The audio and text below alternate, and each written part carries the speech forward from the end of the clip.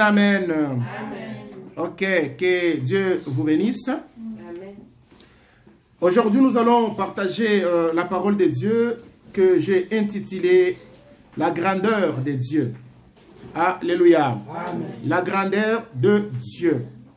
Bien-aimé, on nous dit que la grandeur, c'est le caractère de ce qui est grand. La grandeur, c'est le caractère de ce qui est grand par ses dimensions, parfois qui dépassent les normes ou les mesures ordinaires. Amen, amen. Amen.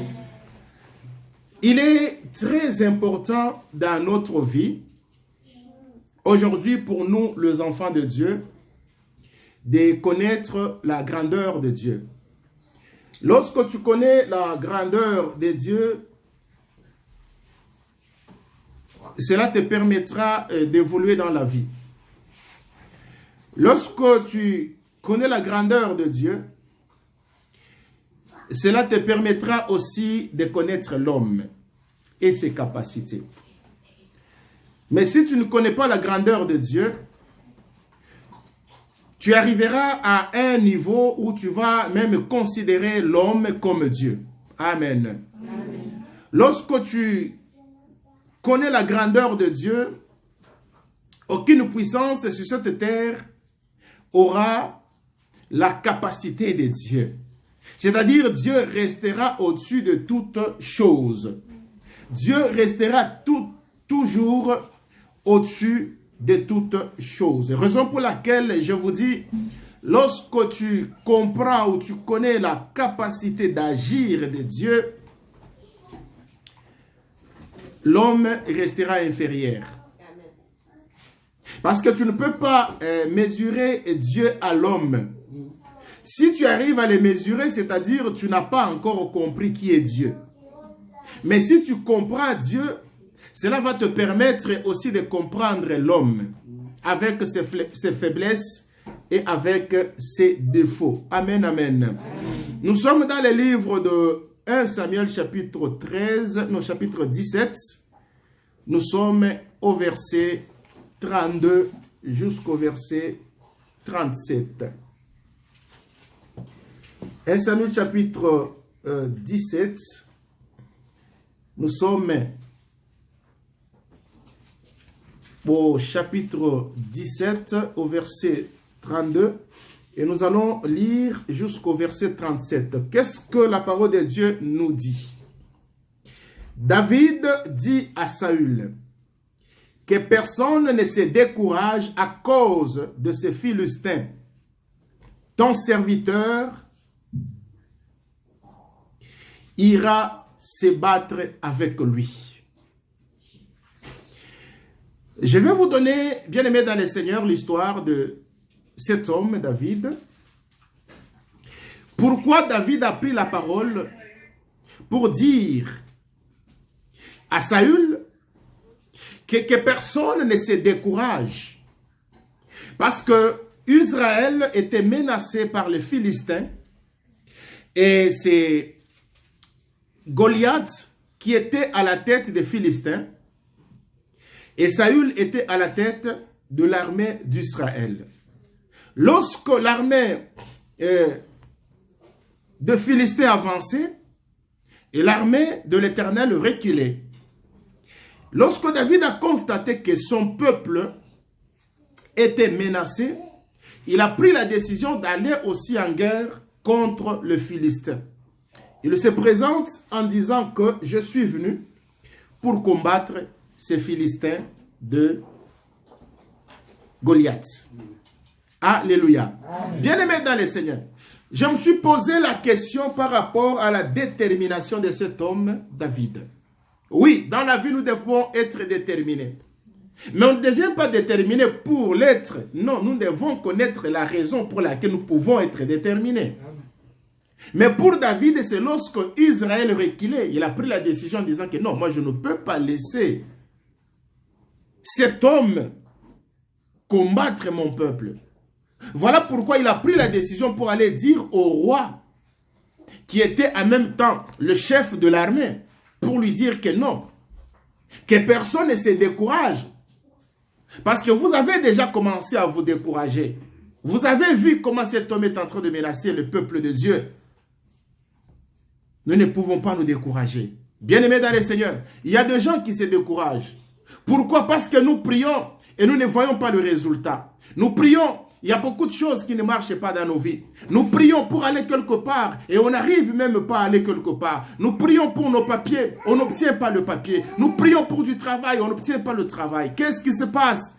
Est-ce qu'il faut se décourager? La parole de Dieu nous dit non. Que personne ne se décourage. Quel que soit l'adversaire, quelle que soit sa taille, quel que soit son armement, que personne ne se décourage. Amen, amen. Amen. Que personne ne se décourage. Amen. Quel que soit le moment difficile que toi tu vas traverser, quelles que soient les menaces que tu dois subir, que personne ne se décourage. Et David il dit, ton serviteur, c'est-à-dire moi David, j'irai me battre contre cet homme-là. Les gens l'ont traité peut-être de malade. Mais tu es un jeune. Écoutez la réponse de Saül. Saül dit à David, tu ne peux pas aller te battre avec ces Philistins, car tu es un enfant. Et il est un homme de guerre dès sa naissance, dès sa jeunesse plutôt. Il lui dit, tu ne peux pas te battre contre cet homme-là, parce que lui c'est un homme de guerre depuis sa jeunesse. Donc il a commencé tout petit. Donc il a la force, il a une puissance extraordinaire. Et personne ne peut combattre cet homme-là. Alléluia. Bien-aimé dans le Seigneur, un enfant de Dieu qui connaît la grandeur de Dieu doit minimiser son adversaire. Amen. Je répète encore. Un enfant de Dieu qui connaît la grandeur de son Dieu doit minimiser la force de son adversaire. Amen. Et au verset 34, la parole de Dieu nous dit, David dit à Saül, ton serviteur faisait paître les troupeaux de son père. Et quand un lion ou un ours venait et enlevait l'une de ses troupeaux, je courais après lui, je le frappais et j'arrachais la brebis de sa gueule. S'il se dressait contre moi, je le saisissais par la gorge et je le frappais et je le tuais. 36. C'est ainsi que ton serviteur a terrassé les lions et l'ours. Et il en sera du Philistin de cet incirconcis comme de l'un d'eux, car il a insulté l'armée de Dieu vivant. David dit encore, l'Éternel qui m'a délivré de la griffe du lion et de la patte de l'ours, me délivrera aussi de la main de ces Philistins. Et Saül dit à David, va, et que l'Éternel soit avec toi. Bien-aimé dans le Seigneur, premièrement, ta détermination va changer la position de l'autre. Il y a des gens bien-aimés dans le Seigneur qui vont te croire lorsqu'ils vont découvrir en toi un homme déterminé ou une femme déterminée. Mais lorsque tu n'es pas déterminé dans une situation, bien-aimé, tu ne seras même pas considéré. Oui, il y a des gens qui nous minimisent. Saül a minimisé David. Il a dit à David, tu es encore jeune. Mais tu ne peux pas combattre. Tu ne peux pas vaincre cet homme-là. Parce que cet homme connaît le système de la guerre. Il connaît toutes les tactiques. Il connaît toutes les stratégies. Parce qu'il a commencé depuis sa jeunesse. Alléluia. Bien-aimé dans le Seigneur. Moi, je l'ai toujours dit. Lorsqu'on a Dieu, on devient orgueilleux pour Dieu. Amen. Amen. Je suis fier d'avoir Christ à moi, l'espérance de la gloire. Amen. Je suis fier lorsque je me dis que je suis enfant de Dieu, parce que je sais qu'en cas de menace, c'est lui qui va combattre pour moi. Amen. Bien aimé, qu'est-ce qui s'est passé? Saül a donné de la puissance à son ennemi. Voilà pourquoi nous échouons dans la vie. C'est lorsque tu traverses des moments difficiles et toi tu prends ces moments difficiles plus puissants que la parole de Dieu. Lorsque tu considères que ton ennemi est très puissant, tu réduis la puissance de ton Dieu. Alléluia. Est-ce que je me fais comprendre? Amen. Lorsque tu considères ton ennemi grand, et tu verras ton Dieu petit. Mais lorsque tu vois ton Dieu grand, ton ennemi deviendra petit. Amen. Parce que ce n'est pas toi qui vas combattre, mais c'est Dieu qui combattra à ta place. Est-ce que nous sommes ensemble? L'Éternel combattra à ta place. Pourquoi tu peux donner de la force à l'adversaire? Saül qui lui dit, mais non, lui, il connaît le système de la guerre. Il connaît toutes les tactiques de la guerre. Toi, tu ne peux pas. Bien-aimé dans le Seigneur, il faut être David pour rappeler à Saül ce que Dieu a fait. Est-ce que tu peux demander à ton ennemi si Dieu l'a déjà aidé à vaincre quelque chose ou un danger?